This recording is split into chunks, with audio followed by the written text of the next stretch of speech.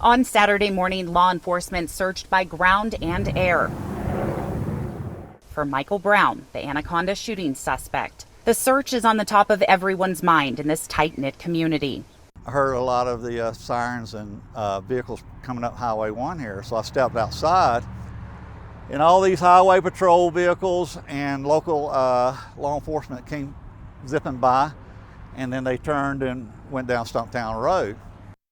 Randy Clark, who lives in the area, has almost 40 years of law enforcement experience in the state of Georgia.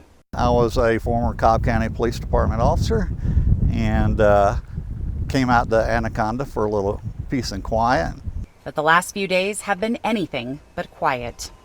Even with all of Randy's experience working in law enforcement, he, like his neighbors, had a sleepless night not knowing Brown's whereabouts.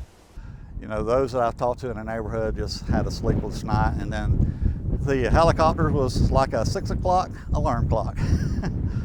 Tris Gates has lived in Anaconda his whole life and says it's hard to imagine something like this happening here.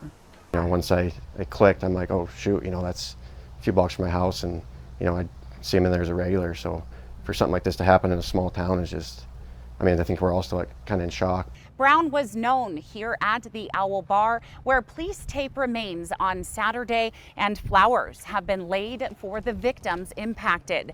In a community like Anaconda, the ripples from events like this are felt by all.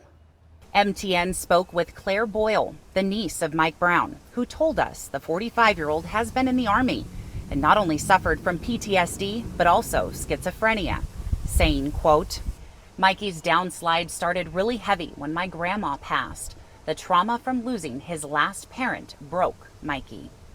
Claire says her family sought help for Mike many times, saying, "The VA said he no longer qualified for assistance with obtaining prescriptions and help.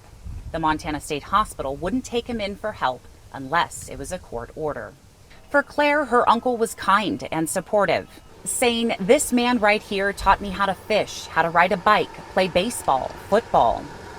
A lot of the time, people forget how hard it is for his family to watch this happen and be completely helpless. Now, Claire told me there is no amount of apology or words that could ever describe how sorry she is, and her family is heartbroken for everyone impacted by this tragedy. In Anaconda, alongside John Riley, I'm Jessica Nelson for MTN News.